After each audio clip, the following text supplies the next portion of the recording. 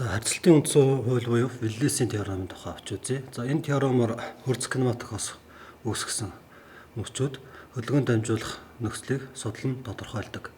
За дамжуулалтын харьцаа нь бол харьцаж байгаа гадаргуунуудын хөндлөн огтлын хэлбэрээс хамаарах бөгөөд дамжуулалтын харьцаа тогтмол байх ёстой. За энэ теоремоор эдгээрийн хоорондын хамаарлыг тогтоодог. За тухайлах юм бол нэг гадаргуу маань O1 тэглэхийг тойрч омега 1 өнцөг хурдаар эрг хөлгөөнийг дамжуулахдаа хоёр гадаргууд O2 тэглэхийг тойрч за омега өнцөг хурдаар эргэх хөлгөөнийг дамжуулна. Эрг хөлгөөнийг дамжуулна. За энэ үед харьцалтын цэг дээр давхцаж байгаа. Харьцалтын Т-цэг дээр Ц-цэг дээр давхцаж байгаа. За C1 C2 цэгүүдийн хурдны хэмжээ чиглэл бол өөр байна. За C1 цэгийн хурд бол тухайн цэгээс эргэлтийн тэглэх өртөлгцөөд перпендикуляр чиглэлтэй сумын хурдны чиглэл тодорхойлогдох ёстой. Зөвөрлөх юм бол C1 хурд. За C2 цэгийн хурд бол O2 төвд холбосон шулуунд перпендикуляр чиглэлтэй векторын чиглэлтэйгээр дүрслэгдэх ёстой. За C2 цэгийн хурдны векторын чиглэл. За эдгээр хурдуудыг за тухайн шүргслийн цэгийг дайруулан татсан шүрэг шулуун болон за ерөнхий нормал шулууны дээрх хоёр байгуулагчид задлаж авч үзье. За тэгвэл энэ тохиолдолд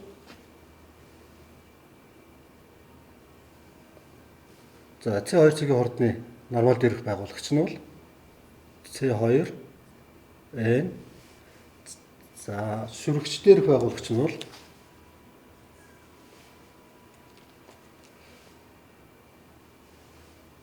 за энэ уу C2 5 хоёр байгуулагч. За яг ийм байдлаар бид бас мөн C1 цэгийнхээ хурдыг мөн саяны хоёр байгуулагчтай задлах боломжтой. За өөрөөр хэлбэл энэ дээр за B C1 нормал. За шүрэгчдэр нь C1-ийн тангицаал байгуулагчсан хоёр байгуулагчаар задлж болно. За ерөнхий шүргслийн цэгийг дайруулан татсан ерөнхий нормал шулуун төв хоорондын шулуунтай огтлцсон цэгийг туйл цэг гэж нэрлэдэг. За энэ үед бид байгуулагчдыг авч үзэх юм бол гулсах шулуун дээр их C2 тангицаал байгуулагч болон нэг байгуулагчдын зөрөөг бол за гулсалтын хурд гэж ойлгож болно. За ерөнхий нормал шулуун дээрх байгуулагчдын хувьд авч үзвэл за хэрвээ за нэгдүгээр гадаргууны нормал байгуулагчийн утгаас за хоёрдугаар гадаргуу дээрх нормал байгуулагчийн хурдны хэмжээ их бол за 2 бие салж хөндөрөөд хөдөлгөөнд дамжуулахгүй.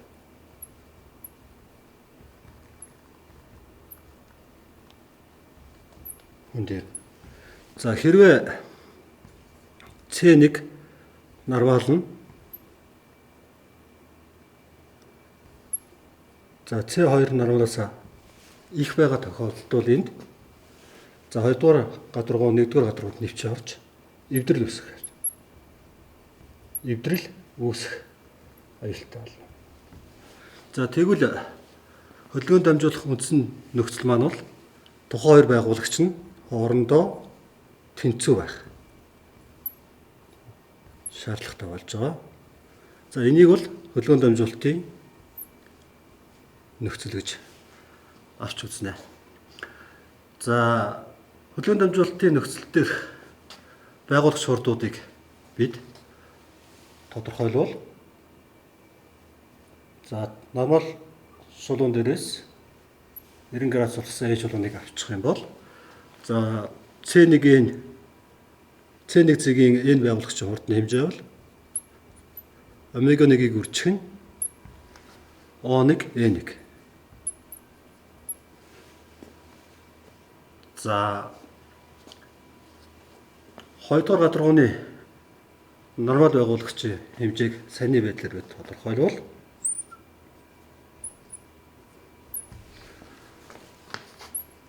C2N нь бол омега 2-ыг үржих нь O2N2-тай тэнцээ байна.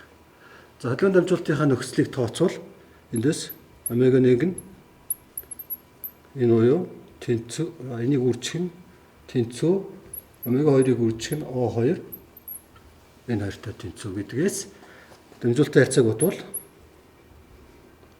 омега 1-ийг хуваах нь омега 2 тэнцэх нь за O2 энэ хоёрыг хуваах нь O1 N1-тэй тэнцээ. За саний байгуулалтаас авч үзэх юм бол за гурвалжин O1 E1F төсөөтэй гурвалжин O2N 2F-тэй төсөөтэй. За энэ төсөөний хамаарлаас илэрхийлэл маань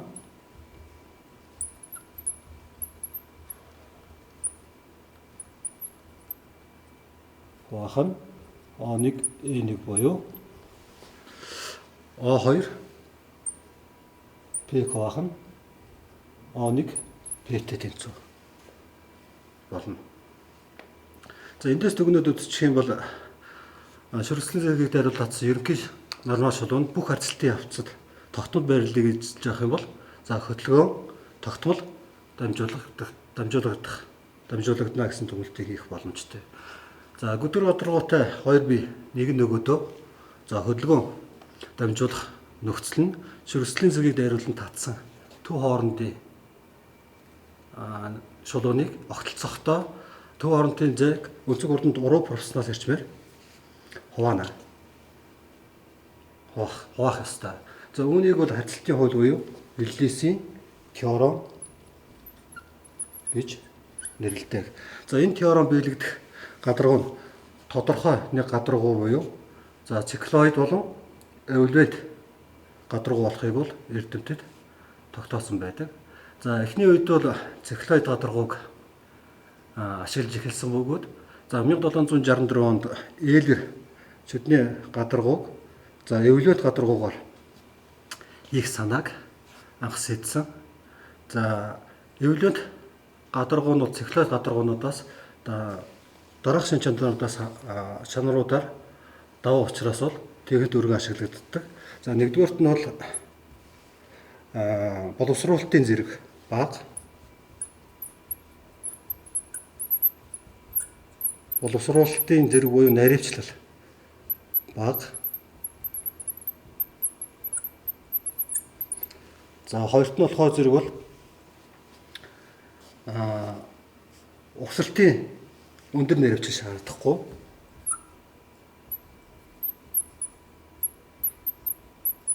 Угсралтын өндөр наривчлал шаарддаг.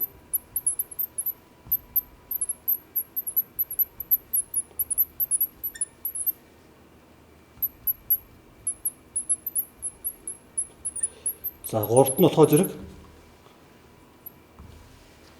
за арааг солисноор дамжуулалтын харьцааг солих боломжтой. Дамжуулалтын харьцаа